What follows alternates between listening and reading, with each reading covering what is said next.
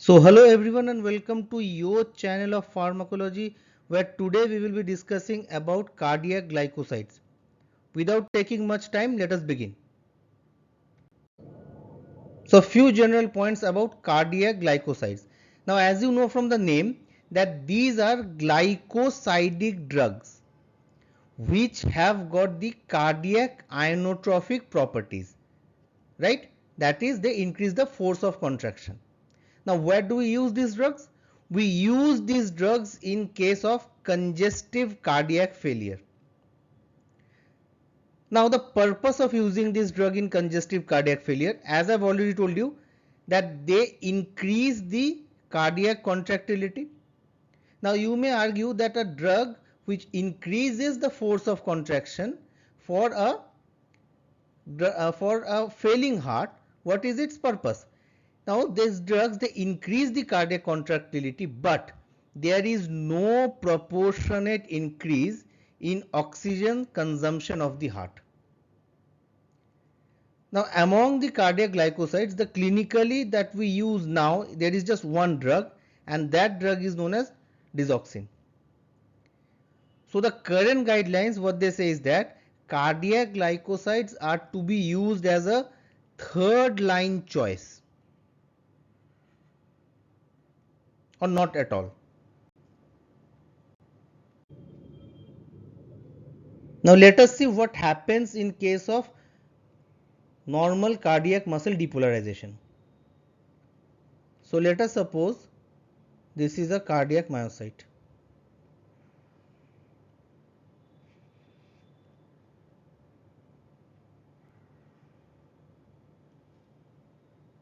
Okay.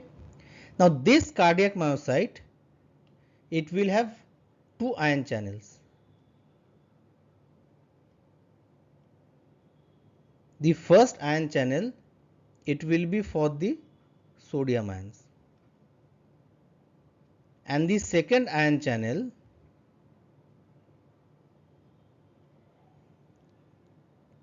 will be for the calcium ions. Now once there is membrane depolarization, then this sodium ion, it is going to move from the extracellular space into the cell. Okay? Let's suppose that this is the extracellular space. So from the extracellular fluid, it will move to inside the cell. Along with sodium, calcium will also move from the extracellular space to inside the cell. Now why will calcium move?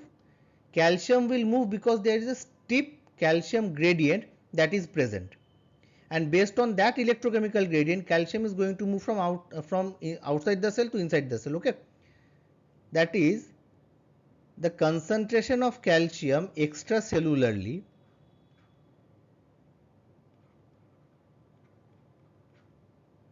it is 100 sorry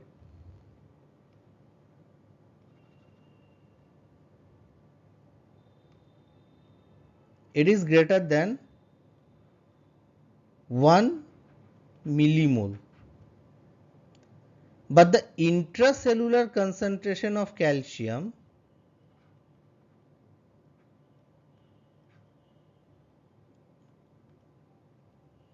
it is less than 100 nanomole. So because of this difference, the calcium is going to move from outside the cell to inside the cell. Okay, now inside the cell there is also another structure, and this structure is known as the sarcoplasmic reticulum. Now we know that sarcoplasmic reticulum acts as the storehouse of calcium. Now this sarcoplasmic reticulum, it has also a receptor here, and this receptor is known as RYR2, right? RYR2 stands for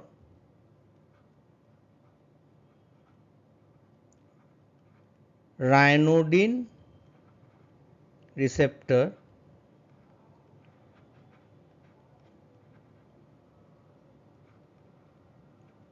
calcium channel 2. This ryanodine receptor calcium channel 2 or RYR2, it is a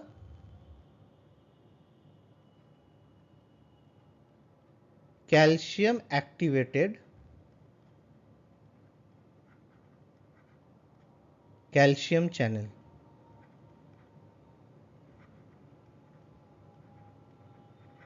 That means for the purpose of activation of this channel, we need the calcium. Now the calcium is coming here from the because of depolarization, the calcium from the extracellular fluid has come inside. Now this calcium, it is going to activate the ryanodine receptor 2. So once the ryanodine receptor 2 that is activated, the calcium that was stored in the sarcoplasmic reticulum, that will be released into the cytoplasm. So there will be increase in the intracytoplasmic calcium.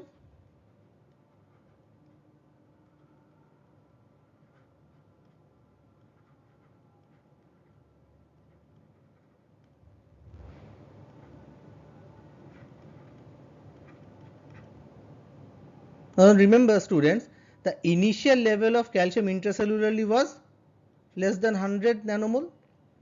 But because of the release of this calcium from the sarcoplasmic reticulum due to the activity of RYR2 receptor, now the level of calcium increases almost to 500 nanomole. Because of this is a very transient process. Okay, this increase is a transient process. Now because of this increase in the intracytoplasmic calcium, it is going to activate troponin C,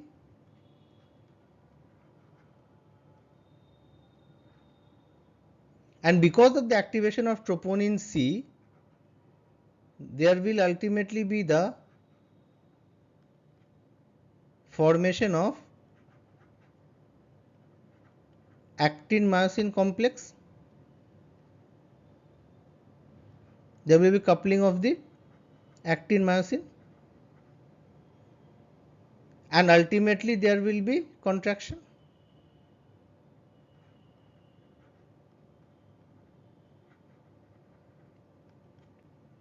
So that is what happens normally in case of cardiac depolarization. So now the question that arises is, what is happening to this extra calcium that is present now in the cytoplasm? The first thing that is going to happen, that majority of this extra cytoplasm that is pumped back to the sarcoplasmic reticulum with the help of calcium ATPase. Now students, please note the catch here, that it is an ATPase. That means ATP is being used, and we know that when we use ATP for the purpose of movement of the ions, then we are moving it against the concentration gradient. That is why we need the ATP.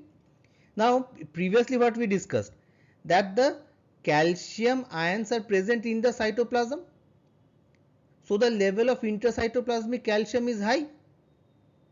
But now you have to move this from a higher concentration to a lower concentration, that is into the sarcoplasmic reticulum. So naturally you need the ATP to move it against the concentration gradient. So that is why we need this ATPase.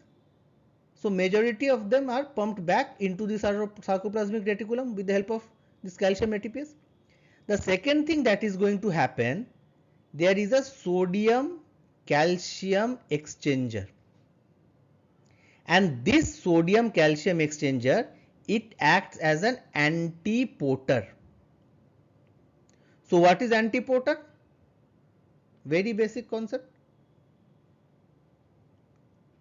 That is, let us suppose this is the sodium calcium exchanger. What it is going to do is that it is going to remove this calcium, extra calcium, from inside the cell to outside the cell, and take the sodium from outside the cell to into the cell, but the movement is in two different directions. That is why it is an antiporter. So this sodium calcium exchanger, it takes 3 sodiums inside and it removes 1 calcium outside. The most important point, students, to remember here is that the electrochemical gradient for this sodium, the entry of this sodium, the electrochemical gradient for that, this gradient is maintained by sodium potassium ATPase. This is of utmost importance, students, because digoxin inhibits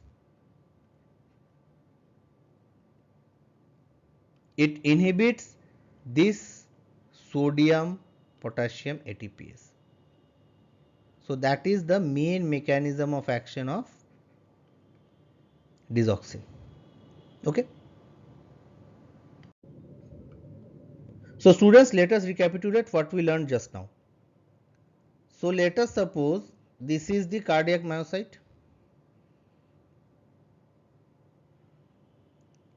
Please excuse the quality of my drawing.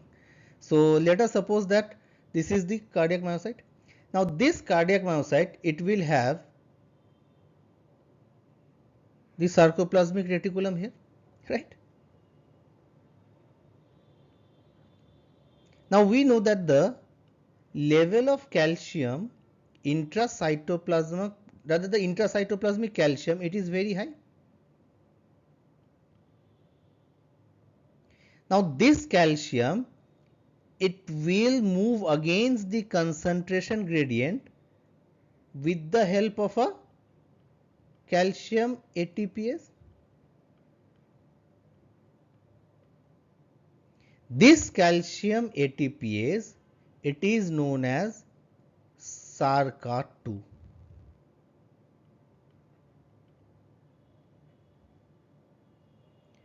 SARCA2 stands for sarcoplasmic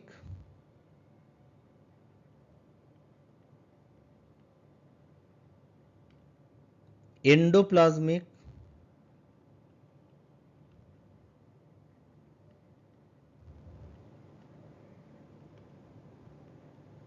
reticular calcium ATPase 2.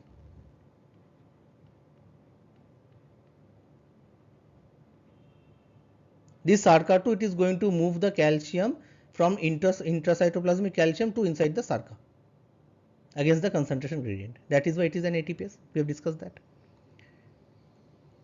Now in the sarcolemmal part, there is the exchanger.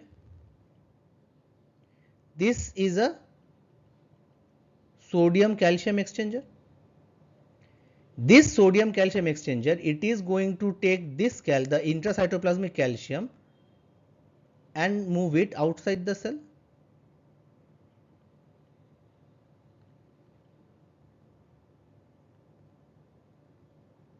And the sodium from outside the cell, it is going to move inside the cell. So it is going to take in this antiporter, it is going to take in 3 sodium and it is going to put out 1 calcium. Now students, remember that the calcium in the cytoplasm, it came in through 2 routes. The first route was from the during the process of depolarization, the calcium came in through this channel, and the second was from the sarcoplasmic reticulum, the stored calcium was put out. Now the sarcoplasmic reticulum, that has been put in by the SARCA, but this calcium, the one that is entering during the process of depolarization from the extracellular, that calcium will be removed by this exchanger mechanism. And there is also a third mechanism. It removes very little calcium, and this is another pump, ATPase pump. Obviously it has to be an ATPase because you are moving it against the concentration gradient, and that is a sarcolemmal calcium ATPase pump.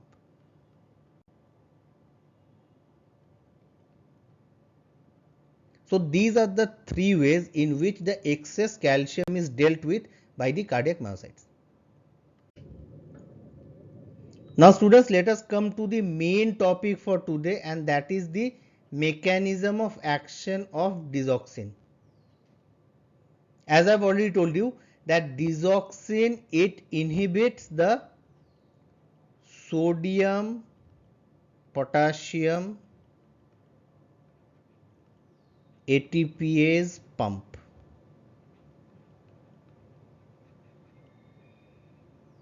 This is the main mechanism of action.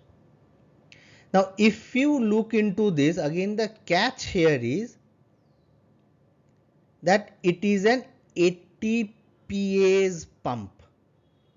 That means it is going to use ATP, and anything if you are going to transport with the help of ATP, you are going to move it against the concentration gradient, right? Now we know that intracellularly the level of potassium is high,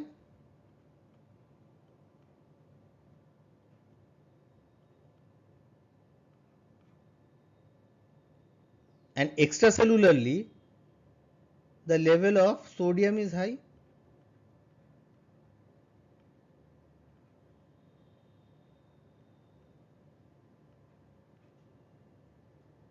Right? So normally the sodium, it should come into the cell, and potassium, it should go outside the cell.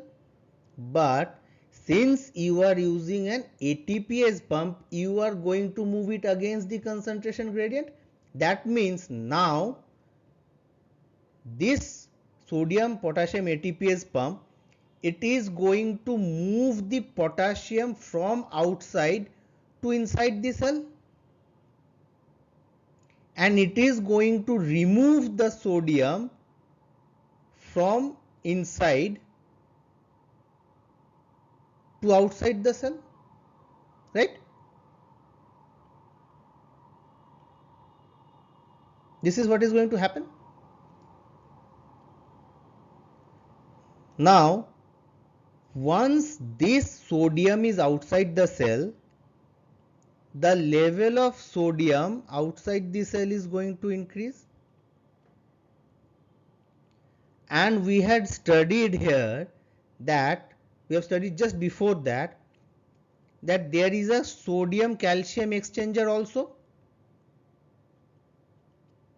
and this exchanger, it takes the sodium from outside and moves it inside the cell,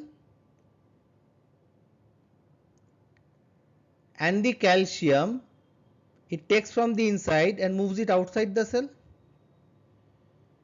But students, the catch here is that it is an exchanger. It is not an ATPase pump. That means if it is an exchanger, it has to move the ions as per the concentration gradient.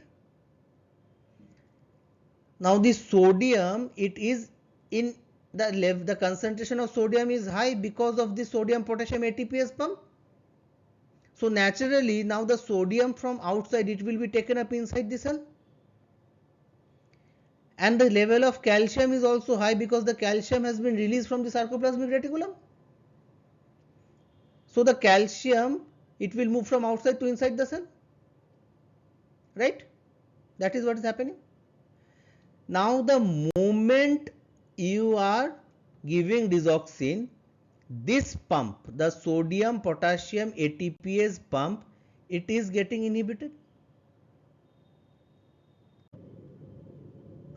So now the moment this pump is getting blocked, the sodium potassium ATPase pump, it is getting blocked.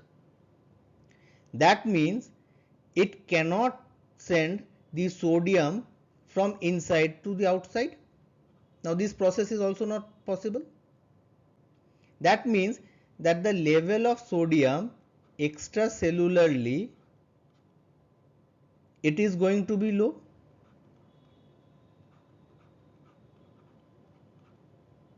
Right? Now since the extracellular sodium is low, that means this exchanger, the sodium calcium exchanger, it cannot work because it is an exchanger. It needs the electrochemical gradient to work. It is working as per the electrochemical gradient. So it was supposed to move this sodium from outside to inside the cell, but now the level of sodium has decreased. So it cannot move this sodium from outside to inside the cell, and naturally the calcium that was supposed to go from inside to outside the cell, that is also not going to happen. So intracellularly the level of calcium is going to increase. If the level of calcium increases, then there will be activation of troponin C and there will be more force of contraction. So now the force of contraction, it also increases. Now students, you can ask that why did we not block this exchanger directly? Now for this exchanger to work, you need the electrochemical gradient.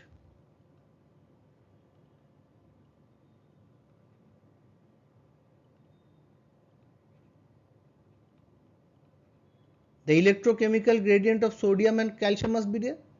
But the electrochemical gradient for sodium, that electrochemical gradient is maintained by the sodium potassium ATPase pump.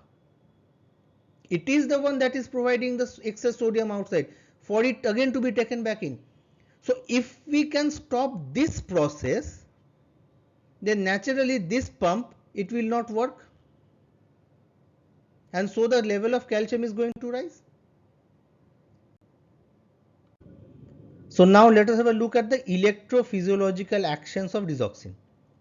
Now we have studied multiple times that there will be high intracytoplasmic calcium because of digoxin. Now this high intracytoplasmic calcium, it is going to accelerate the inactivation of the L-type calcium channels. Now what do we mean by this? Remember, when we were discussing the general mechanisms, I had drawn, or rather tried to draw, a beautiful figure like this, right? That figure had a calcium channel here through which the calcium was supposed to enter into the cell. This calcium channel, it is the L-type calcium channel.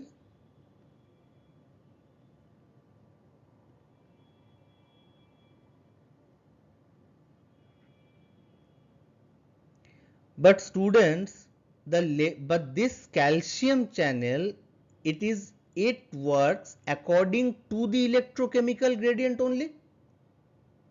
That means now for the calcium, if it has to enter into the cell, then the level of calcium within the cell must be lower than the level of calcium outside the cell. But here it is not so. The level of calcium within the cell is high. That is why there will be inactivation of the L-type calcium channels. This channel will be inactivated. Now if this channel is inactivated, then the action potential, that will be shortened. Now shortened action potential, because of the inactivation of this calcium channel, it is going to favor the development of re-entry arrhythmias, and for this reason digoxin can cause atrial fibrillation.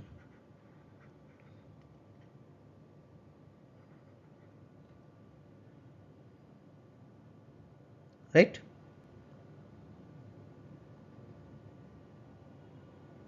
Now, what is the second part of this entire process? There will be increase in the intracellular sodium as well. Why?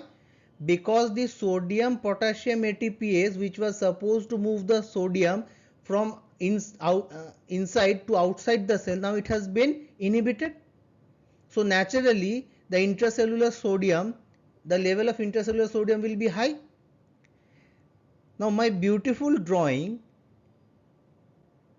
it also had a sodium channel here.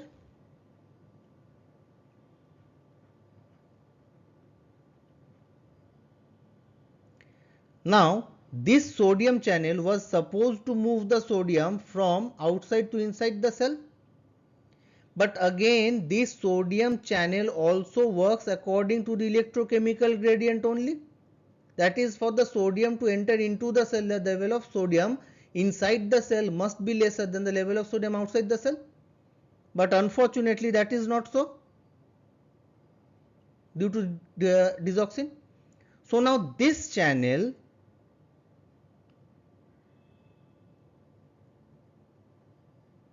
will also be inactivated. So now if you look into here,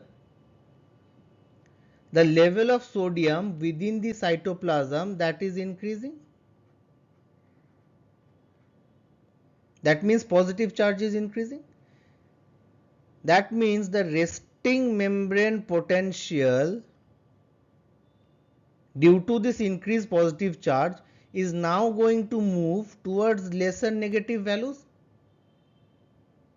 So a resting membrane potential moving towards lesser negative values is nothing but what is depolarization? That means diastolic depolarization and automaticity, they are going to be enhanced. But your impulse propagation, it has been strongly reduced because of the inhibition of this sodium channel. The impulse propagation, it has been strongly reduced. So again there will be the development of re-entry arrhythmias. So these two conditions, because of these two conditions, digoxin can develop multiple arrhythmias. So let us now see what happens in case of very high concentration of digoxin. Now if there is very high concentration of digoxin, there will be very high sarcoplasmic reticulum calcium overload, right? Because more and more calcium is now being stored inside the cell. So now more and more calcium has to be moved back to the sarcoplasmic reticulum. So the level of sarcoplasmic reticulum within the level of calcium rather within the sarcoplasmic reticulum, it will be so high that ultimately sarcoplasmic reticulum is going to release calcium spontaneously. And this spontaneous release will be in very large amounts. So now imagine, let us again come to my beautiful drawing. So let us imagine that this is a cardiac myocyte and this is where the sarcoplasmic reticulum is. Now because of digoxin, more and more calcium was put into the sarcoplasmic reticulum, but the level within the sarcoplasmic reticulum got so high that now huge amounts of calcium is being spontaneously released because it can't store anymore. So now the level of calcium will be very high.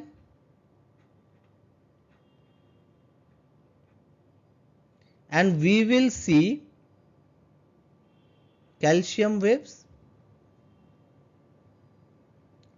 The level of calcium will be so high that, remember, we have got the NCX here,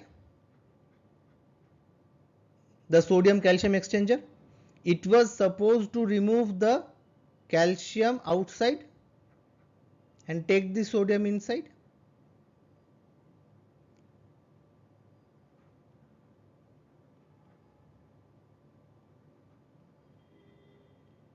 Now the level of calcium inside the cell will be so high that this calcium is going to activate this exchanger that we were talking about. This exchanger, it will be activated. Now if this exchanger is being activated because of this intensely high amount of calcium, then calcium will go out and sodium will come in. Now sodium coming into the cell is nothing but depolarization only. So because of activation of this NCX, the cell will get depolarized again. So in case of very high concentration of digoxin, we are going to see more and more arrhythmias, and they will be in the form of extrasystoles, bigeminins, and even the patient will have very high risk of development of ventricular fibrillation. Now students, let us have a look at the interaction of digoxin with potassium, calcium and magnesium. Okay. So now hypokalemia. Because of hypokalemia, the binding affinity of cardiac glycosides to the sodium potassium ATPase, it increases. And also because of hypokalemia, the repolarization potassium currents, it reduces. So because of these two conditions, hypokalemia,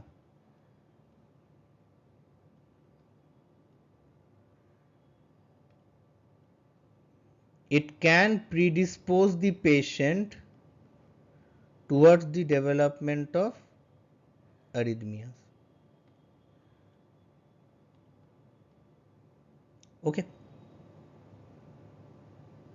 Now hypercalcemia and hypomagnesemia, they favor the overload of the sarcoplasmic reticulum with calcium. Now we have studied just now what is going to happen if there is overload. If there is overload, then this calcium will be released spontaneously from the sarcoplasmic reticulum, and this spontaneous release of calcium from sarcoplasmic reticulum, it is going to activate the NCX, and ultimately it is going to cause depolarization, and there will be development of extrasystoles, bigeminins and ventricular fibrillation also. So hypokalemia, hypercalcemia and hypomagnesemia, these three conditions predispose the patient to the development of arrhythmias.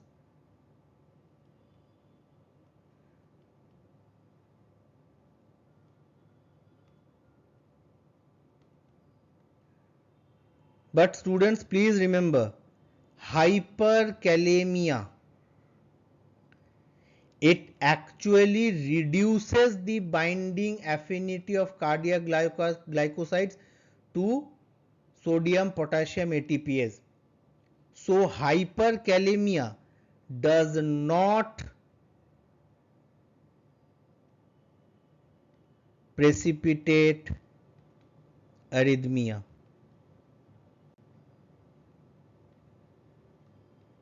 Now students, there are multiple MCQs that can be asked from here only. Okay. So now what are the adverse effects? Digoxin is a drug which has got a narrow therapeutic index, and therapeutic index is a measurement of the safety of the drug. So a drug which has got a narrow therapeutic index, that means that safety of this drug is also very low. The beneficial effects of this drug, it ranges between plasma concentrations of 0.5 to 0.8 nanogram per ml, and concentrations above 1.2 nanogram and more, it leads to increased mortality because of the adverse effects. So if there is cardioglycoside toxicity, mainly we see three kind of adverse effects. First will be the arrhythmias. The most common adverse effect of cardiac glycoside toxicity is the development of arrhythmias.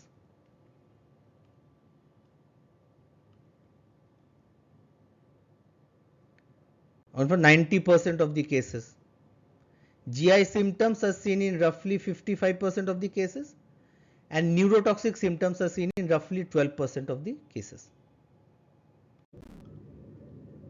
So in case of patients who have got structural heart disease, the arrhythmias that we can see are ventricular extrasystoles, bigeminy, and ventricular fibrillation. In GI symptoms, we can see anorexia, nausea, and vomiting. The CNS adverse effects are headache, fatigue, and sleeplessness.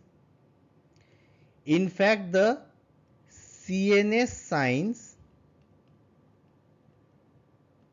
they are the early signs of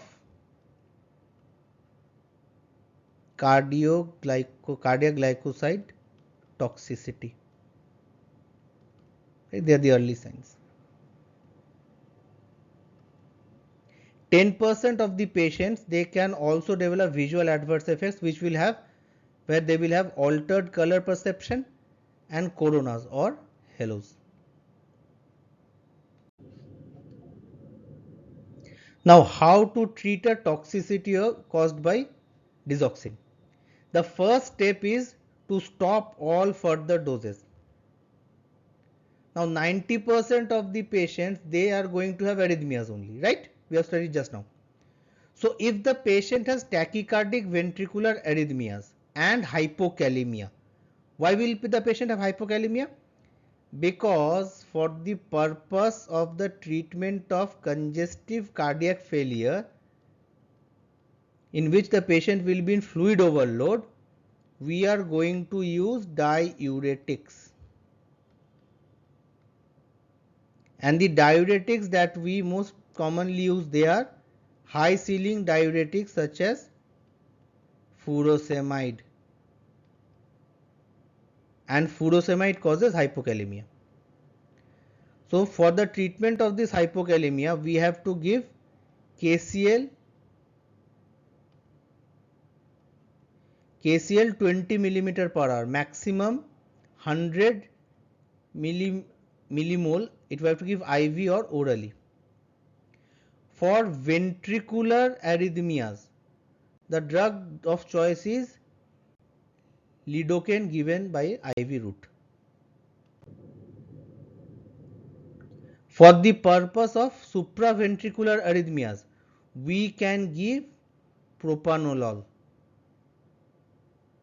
If the patient has developed AV block or bradycardia, then the treatment of choice is cardiac pacing by the implementation of a temporary pacemaker. And we have got a digoxin antibody also to treat the cases of digoxin toxicity, and that antibody is known by the name of DG bind or DG fab, right? This is an FAB antibody. DG bind, it is present as 38 mg per vial, and DG fab, it is present as 40 mg per vial. So now let us have a look into what are the contraindications to using digoxin. First is that the patient must not have ventricular arrhythmias. Why? Because the patient can develop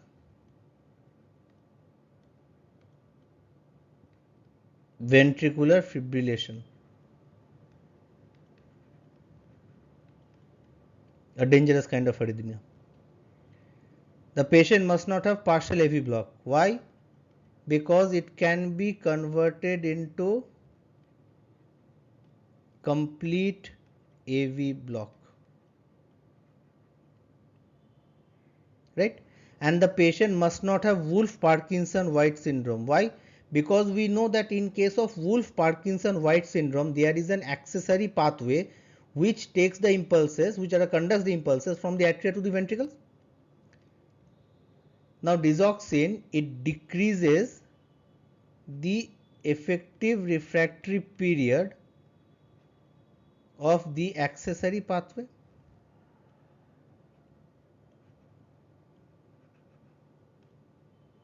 and it does so in 1/3 of the patients. If the effective refractory period is being reduced, that means more impulses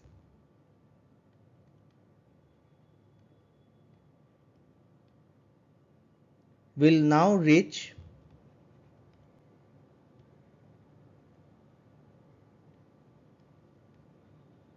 the ventricles from the atrium, right? Through this accessory pathway, more impulses will now reach the ventricles from the atrium. Because of this, the patient can develop ventricular fibrillation, a dangerous arrhythmia. That is why we don't give digoxin to patients with Wolff-Parkinson and White syndrome. So that's it for today, everyone. If you like the video, then please give it a thumbs up and also share it among your friends. Don't forget to subscribe to our channel and press the bell icon so that you don't miss out on any upcoming videos. Also, let us know down in the comment below what other topic you would like us to discuss. We will meet you again very soon with more such videos. Until then, goodbye and take care.